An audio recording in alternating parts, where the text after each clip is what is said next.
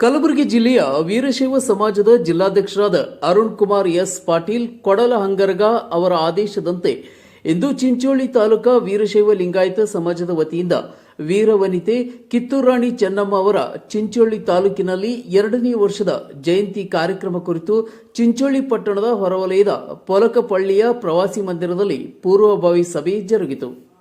ಸಭೆಯ ಉದ್ದೇಶಿಸಿ ತಾಲೂಕಾ ವೀರಶೈವ ಲಿಂಗಾಯತ ಸಮಾಜದ ತಾಲೂಕಾ ಗೌರವ ಅಧ್ಯಕ್ಷರಾದ ರಮೇಶ್ ಪಡಶೆಟ್ಟಿ ಅವರು ಮಾತನಾಡಿ, ಫೆಬ್ರವರಿ 28ರಂದು ವೀರವನಿತೆ ಕಿತ್ತೂರು ರಾಣಿ ಚೆನ್ನಮ್ಮ ಅವರ 2ನೇ ವರ್ಷದ ತಾಲೂಕಾ ಮಟ್ಟದ ಜಯಂತಿಯನ್ನು ಹಮ್ಮಿಕೊಳ್ಳಲಾಗಿದ್ದು, ಜಯಂತಿ ಕಾರ್ಯಕ್ರಮದಲ್ಲಿ ಚಿಂಚೋಳಿ ತಾಲೂಕಿನ ವೀರಶೈವ ಲಿಂಗಾಯತ ಸಮಾಜದ ಬಾಂಧವರು ಎಲ್ಲರೂ ಕೈಜೋಡಿಸಿ ಒಳ್ಳೆಯ ರೀತಿಯಿಂದ ಕಿತ್ತೂರು ರಾಣಿ ಚೆನ್ನಮ್ಮನ ಜಯಂತಿಯನ್ನು ಆಚರಿಸಬೇಕೆಂದು ಹೇಳಿದರು.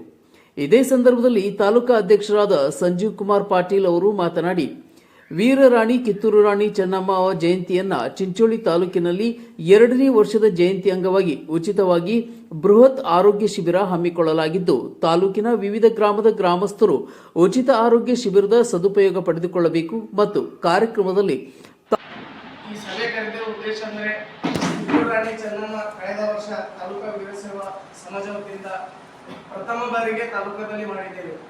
ಅದೇ ರೀತಿ ಮತ್ತೊಮ್ಮೆ ಜಿಲ್ಲಾಧ್ಯಕ್ಷರ ಅರುಣ್ ಕುಮಾರ್ ಪಾಟೀಲ್ ಅವರ ನೇತೃತ್ವದಲ್ಲಿ ಈ ಸಭೆ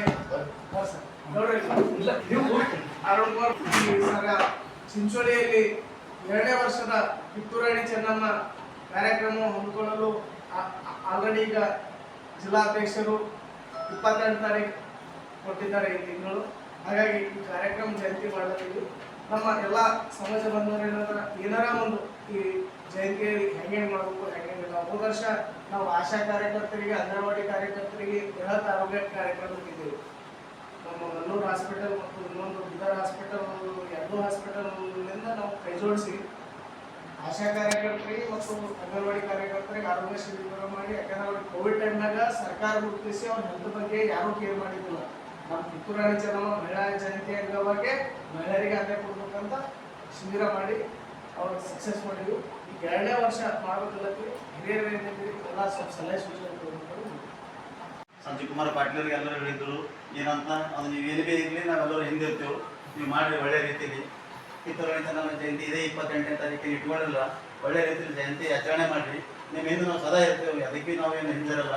ನೀವು ಒಳ್ಳೇದು ಮಾಡ್ತೀರಿ, ಆ್ಯಕ್ಟಿವ್ ಆಗಿ ದುಡಿತೀರಿ, ಆ್ಯಕ್ಟಿವ್ ಆಗಿ ಕೆಲಸ ಮಾಡ್ತೀರಿ, ಸದಾ ಹೀಗೆ ಆ್ಯಕ್ಟಿವ್ ಆಗಿ ಕೆಲಸ ಮಾಡಿರಿ ಅನ್ಕಿಸಿ ಎಲ್ಲರೂ ಹಿರಿಯರ ಕಡೆಯಿಂದಲೇ ನಮ್ಮ ಕಡೆಯಿಂದ ನೀವು ನಾವು ಕಳಕಳಿ ಮಾಡಿ ವಿನಂತಿ ಮಾಡ್ಕೊತೀವಿ. ಅದೇ ರೀತಿ ನೀವು ಏನೋ ಪ್ರಾಬ್ಲಮ್ ಆಗೋದಂತಲೇ ನಾವು ಯಾವಾಗಲೂ ಸದಾ ನಿಮ್ಮ ಹಿಂದೆ ಇರ್ತೀವಿ. ನೀವು ಯಾವಾಗ ಭೀ ಏನು ಭೀ ಸಮಸ್ಯೆಗೆ ನೀವು ಕೆಲಸ ಮಾಡತ್ತೀರಿ, ನಮಗೆ ತುಂಬ ಖುಷಿ ಅದ, ಹೆಮ್ಮೆಯ ವಿಷಯ ಅದ. ನಮ್ಮ ಸಮಾಜದಾಗ ವೀರಶೈವ ಸಮಾಜ ಲಿಂಗಾಯತ ಅಂದ್ರೆ ಒಂದು ಒಳ್ಳೆಯ ಸಮಾಜ ಅದ. ಆ ಸಮಾಜಕ್ಕೆ ನೀವು ಭಾಳ ಹಗಲತ್ತಿಲ್ಲ, ರಾತ್ರಿ ಇಲ್ಲತ್ತಿಲ್ಲ, ಭಾಳ ನೀವು ಟೈಮ್ ಕೊಡ್ಲತ್ತೀರಿ, ಅದಕ್ಕಾಗಿ ದುಡ್ಲತ್ತೀರಿ. ಸದಾ ನಾವು ನೀವು ಹಿಂದಿದ್ದೆವು, ಒಳ್ಳೆ ಕೆಲಸ ಮಾಡ್ರಿ ಅಂತ ಹೇಳಿ ಎಲ್ಲರನ್ನ ಕೈ. ತಾಲೂಕಿನ ವಿವಿಧ ಮಠಾಧೀಶರು ಹಾಗೂ ವೀರಶೈವ ಲಿಂಗಾಯತ ಜಿಲ್ಲಾಧ್ಯಕ್ಷರು ಮತ್ತು ಅನೇಕ ಅತಿಥಿಗಳು ಕಾರ್ಯಕ್ರಮದಲ್ಲಿ ಭಾಗವಹಿಸಲಿದ್ದಾರೆ ಎಂದು ಹೇಳಿದರು. ಸಭೆಯಲ್ಲಿ ವೀರಶೈವ ಲಿಂಗಾಯತ ಸಮಾಜದ ಹಿರಿಯ ಮುಖಂಡರಾದ ಶಿವರಾಜ್ ಪಾಟೀಲ್ ಪೊಲಕಪಳ್ಳಿ, ರೇವಣಸಿದ್ದಪ್ಪ ದಾದಾಪುರ್, ಡಾಕ್ಟರ್ ವಿಜಯಕುಮಾರ್ ಬೆಳಕೇರಿ, ಚಂದ್ರಶೇಖರ್ ಪಾರ್, ಚನ್ನವೀರ್ ಪಾಟೀಲ್ ದೇಗಲಮಡಿ, ಸಿದ್ದಣ್ಣ ಪಾಟೀಲ್, ಪ್ರದೀಪ್ ದೇಶ್ಮುಖ್, ವೀರೇಶ್ ದೇಸಾಯಿ, ಶಿವಶರಣಪ್ಪ ಡೆಂಗಿ, ರವಿ ಉಪ್ಪಿನ್, ವೀರಶೈವ ಲಿಂಗಾಯತ ಸಮಾಜದ ತಾಲೂಕಾ ಯುವ ಅಧ್ಯಕ್ಷರಾದ ಪವನ್ ಕುಮಾರ್ ಪಾಟೀಲ್, ಸಮಾಜದ ಮುಖಂಡರಾದ ಮಲ್ಲಿನಾಥ್ ಮೇಲ್ಗೇರಿ, ರಾಜಶೇಖರ್ ಪಾಟೀಲ್, ಅಲ್ಲಮ ಪ್ರಭು ಮಠಪತಿ, ವೀರೇಶ್ ಪಾಟೀಲ್ ಮತ್ತು ಅನೇಕ ಸಮಾಜದ ಮುಖಂಡರು ಸಭೆಯಲ್ಲಿ ಭಾಗಿಯಾಗಿದ್ದರು. ನಾಗರಾಜ್ ಪಾಟೀಲ್, C9 ಕನ್ನಡ, ಚಿಂಚೋಳಿ.